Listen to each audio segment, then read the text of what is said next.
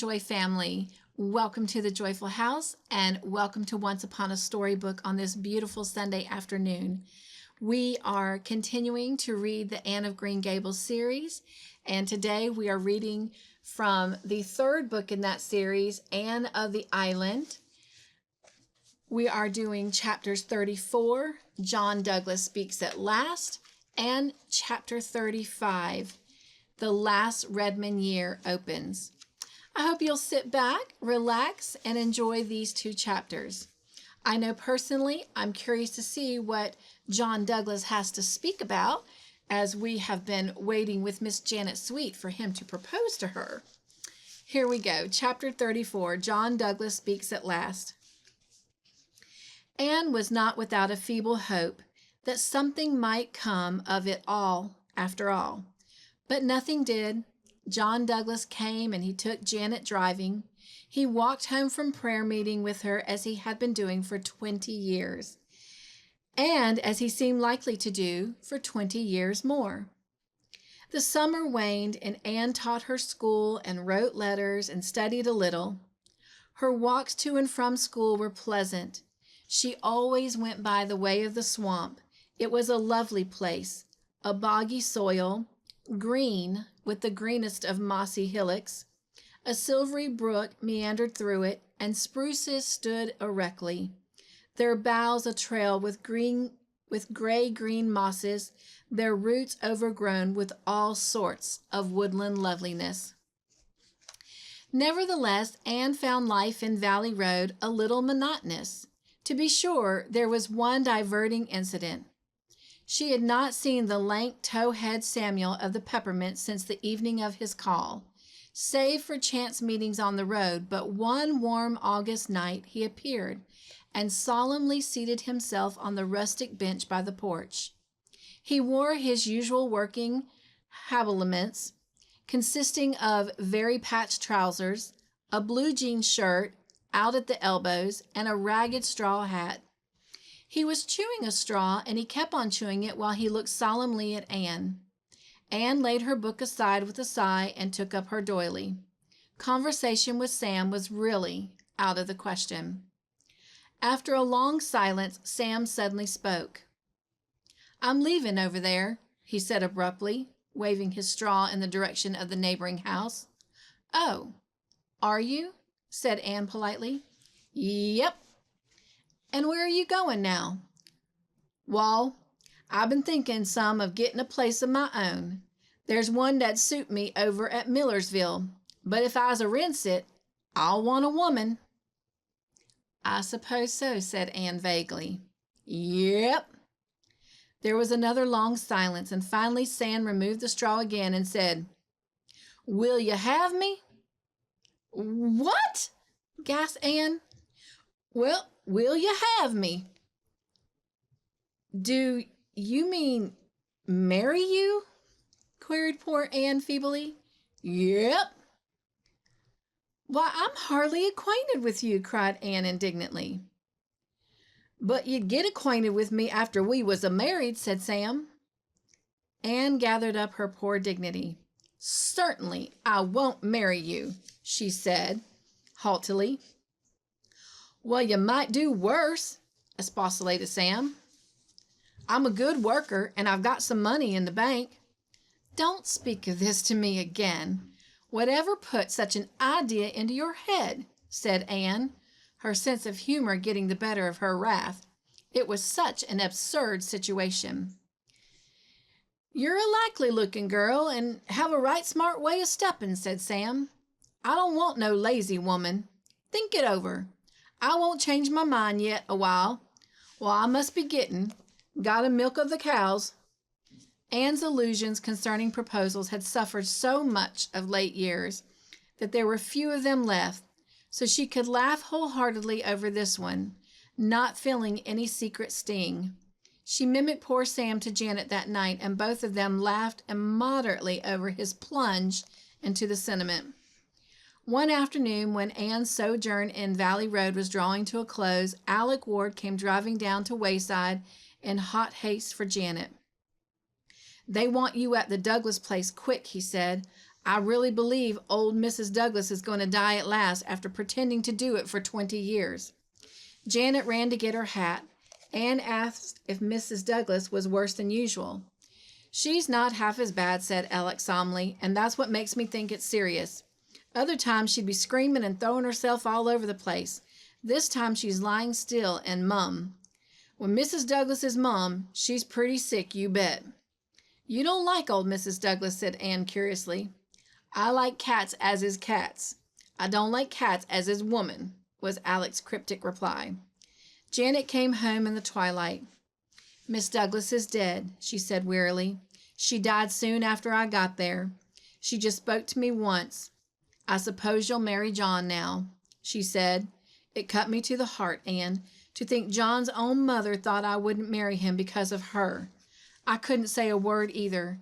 There were other women there. I was thankful John had gone out. Janet began to cry drearily, but Anne brewed her a hot drink of ginger tea to her comforting. To be sure, Anne discovered later on that she had used white pepper instead of ginger, but Janet never knew the difference. The evening after the funeral, Janet and Anne were sitting on the front porch steps at sunset. The wind had fallen asleep in the pinelands, and lurid sheets of heat lightning flickered across the northern skies. Janet wore her ugly black dress and looked her very worst. Her eyes and nose were red from crying. They talked little, for Janet seemed faintly to resent Anne's efforts to cheer her up. She plainly preferred to be miserable. Suddenly, the gate latch clicked, and John Douglas strode into the garden. He walked towards them straight over the geranium bed.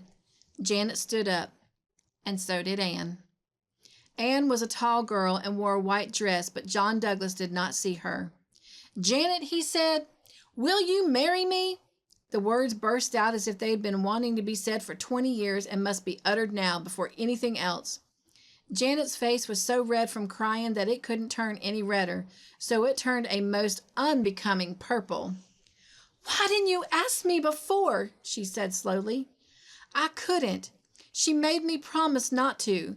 Mother made me promise not to. 19 years ago, she took a terrible spell. We thought she couldn't live through it. She implored me to promise not to ask you to marry me while she was alive. I didn't want to promise such a thing, even though we all thought she couldn't live very long. The doctor only gave her 6 months, but she begged it on her knees, sick and suffering. I had to promise. What had your mother against me? Cried Janet. Nothing. She just didn't want another woman, any woman, there while she was living. She said if I didn't promise, she'd die right there and I'd have killed her. So I promised. And she's held me to that promise ever since, though I've gone on my knees to her in my turn to beg her to let me off. Why didn't you tell me this? Janet asked chokingly. If I'd only known. Why didn't you just tell me? She made me promise I wouldn't tell a soul, said John hoarsely. She swore me to it on the Bible, Janet. I've never done it, if I dreamed it was to be for so long. Janet, you'll never know what I've suffered these 19 years. I know I've made you suffer too, but you'll marry me for all, won't you, Janet? Oh, Janet, won't you? I've come as soon as I could to ask you. At that moment, the stupefied Anne came to her senses and realized that she had no business to be there. She slipped away and did not see Janet until the next morning, when the latter told her the rest of the story. That cruel, relentless, deceitful old woman, cried Anne. Hush, she's dead, said Janet solemnly. If she wasn't, but she is, we mustn't speak evil of her. But I'm happy at last, Anne, and I wouldn't have minded waiting so long a bit if I'd known why. Well, when are you to be married? Next month. Of course it will be very quiet. I suppose people will talk terrible. They'll say I made enough haste to snap John up as soon as his poor mother was out of the way. John wanted to let them know the truth, but I said, no, John. After all, she was your mother, and we'll keep the secret between us and not cast any shadow on her memory. I don't mind what people say, now that I know the truth myself. It doesn't matter a mite. Let it all be buried with the dead, says I to him. So I coaxed him round to agree with me. You're so much more forgiving than I could ever be, Anne said rather crossly. You'll feel differently about a good many things when you get to be my age, said Janet tolerantly. That's one of the things we learn as we grow older, how to forgive. It comes easier at 40 than it did at 20. Chapter 35, The Last Redmond Year opens. Here we are, all back again, nicely sunburned and rejoicing as a strong man to run a race, said Phil, sitting down on a suitcase with a sigh of pleasure. Isn't it jolly to see this dear old Patty's Place again, and Auntie, and the cats? Rusty has lost another piece of his ear, hasn't he? Rusty would be the nicest cat in the world if he had no ears at all, declared Anne loyally from her trunk, while Rusty wreathed around her lap in a frenzy of welcome. Aren't you glad to see us back, Auntie? Demanded Phil. Yes, but I wish you'd tidy things up, said Aunt Jamesina, plaintively, looking at the wilderness of trunks and suitcases by which the four laughing, chattering girls were surrounded. You can talk just as well later on. Work first and then play used to be my motto when I was a girl. Okay, we've just reversed that in this generation, Auntie. Our motto is play your play and then dig in. You can do your work so much better if you've had a good bout of play first. If you're going to marry a minister, said Aunt Jamesina, picking up Joseph and her knitting and resigning herself to the inevitable with the charming grace that made her the queen of house mothers, you'll have to give up some expressions as dig in. Why? Moaned Phil. Oh, why must a minister's wife be supposed to utter only prunes and prisms? I shan't.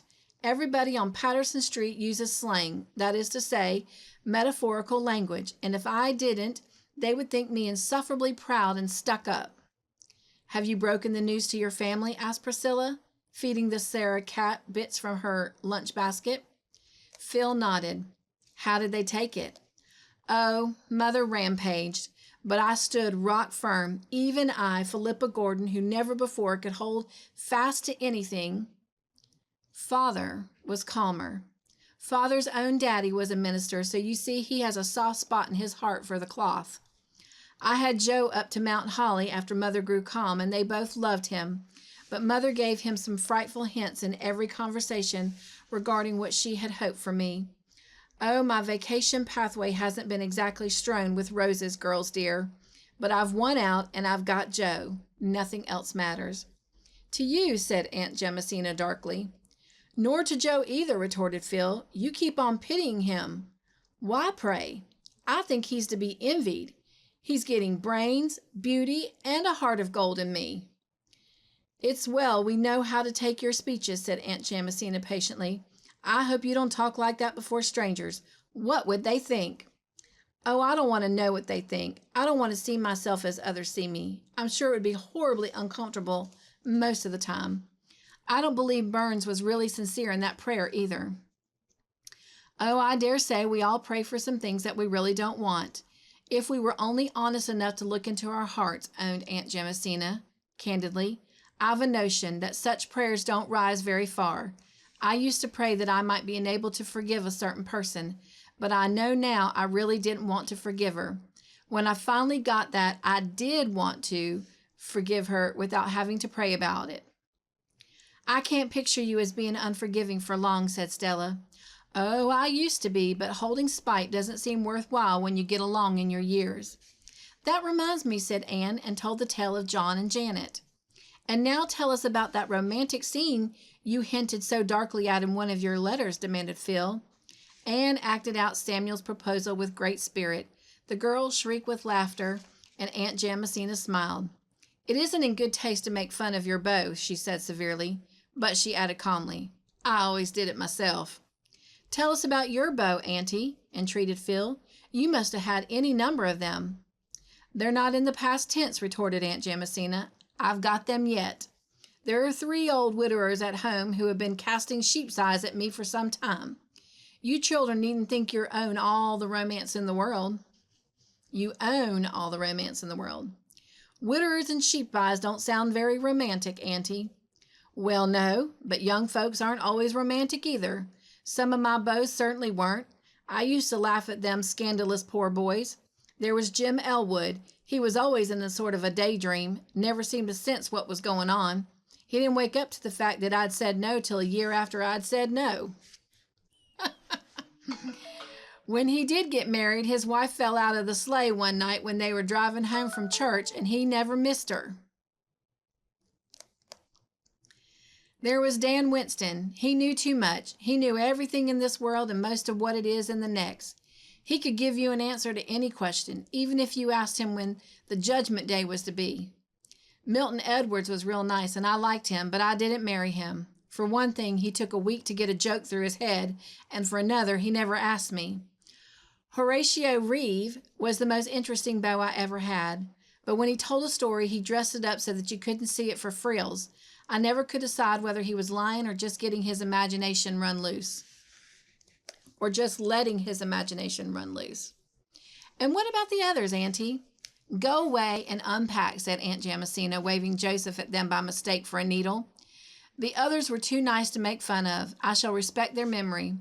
There's a box of flowers in your room, Anne. They came about an hour ago. After the first week, the girls of Patty's Place settled down to a steady grind of study, for this was their last year at Redmond, and graduation honors must be fought for persistently. Well, who were the flowers for Anne from?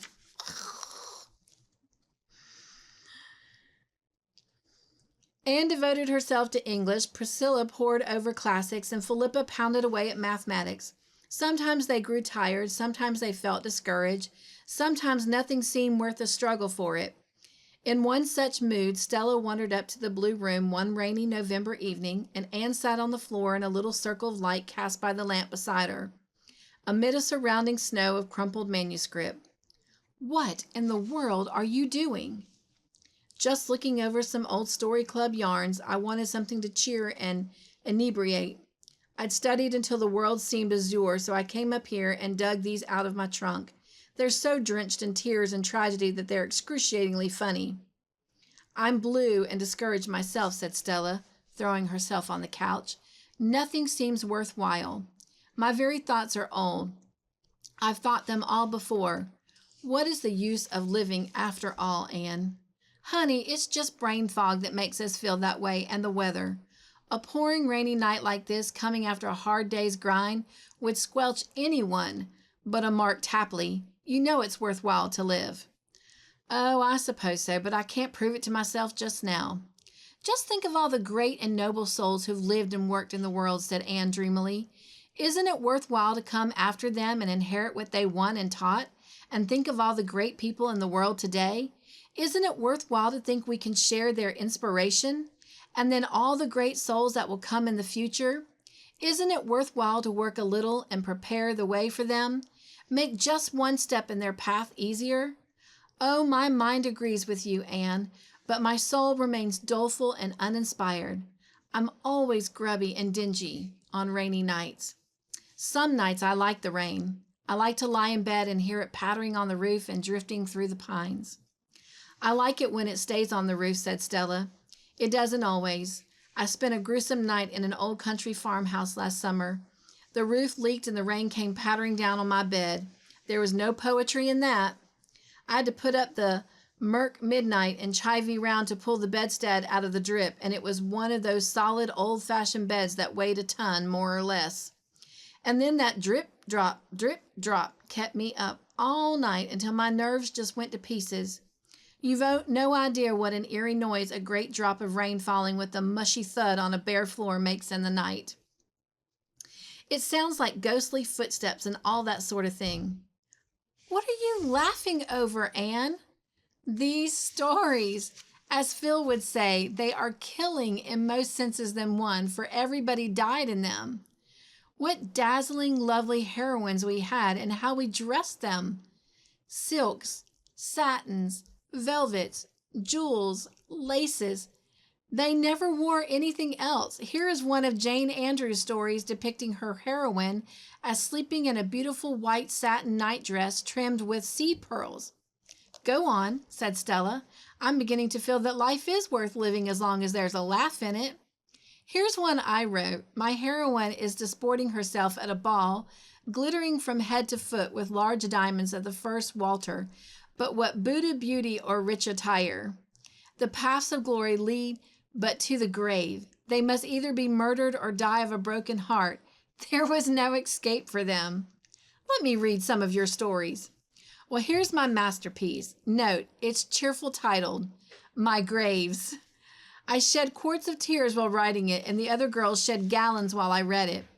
Jane Andrews' mother scolded her frightfully because she had so many handkerchiefs in the wash that week. It's a harrowing tale of the wanderings of a Methodist minister's wife. I made her a Methodist because it was necessary that she should wander. She buried a child every place she lived in. There were 9 of them, and their graves were severed far apart, ranging from Newfoundland to Vancouver. I described the children pictured their several deathbeds and detailed their tombstones and epitaphs, meaning their eulogies. Sorry, I can't ever say that word. Epitaphs. I'd intended to bury the whole 9, but when I disposed of 8, my invention of horrors gave out, and I permitted the 10th to live as a hopeless cripple. While Stella read my graves, punctuating its tragic paragraphs with chuckles, and Rusty slept the sleep of a just cat who had been out all night curled up on a Jane Andrews tale of a beautiful maiden of 15 who went to nurse in a leper colony, of course dying of the Okay, let me try this again. Sorry, y'all.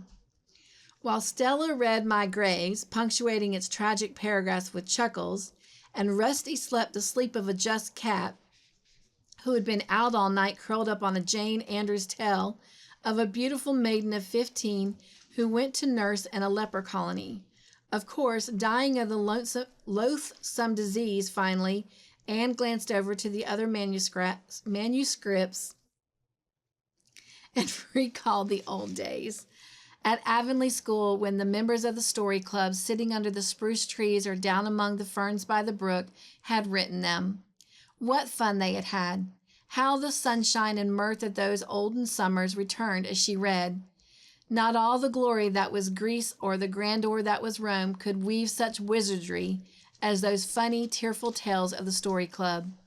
Among the manuscripts, Anne found one written on sheets of wrapping paper. A wave of laughter filled her gray eyes as she recalled the time and place of its genesis. It was the sketch she had written the day she fell through the roof of the Cobb duck house on the Torrey Road. Anne glanced over it and then fell to reading it intently. It was a little dialogue between asters and sweet peas, wild canaries in the lilac bush, and the guardian spirit of the garden. After she'd read it, she sat staring into space, and when Stella had gone, she smoothed out the crumpled manuscript. I believe I will, she said resolutely. All right. Well, thank you for joining me for these 2 chapters. I hope you enjoyed them. We are getting very, very close to the end of this book. After completing chapter 35 today, we only have 6 more chapters to read. So 3 more weeks. And then on the 4th week, so in a month, we will be starting book number 4. All right. Well, thank you again for joining me today. Hope you have a lovely rest of your Sunday afternoon. And until next time, be joyful. Stay crafty in your own way. Make your own joyful creations and be the joy in everything you do. All right. Nugs and joy, my friends. Mwah. I love you. God bless. Go chase your joy.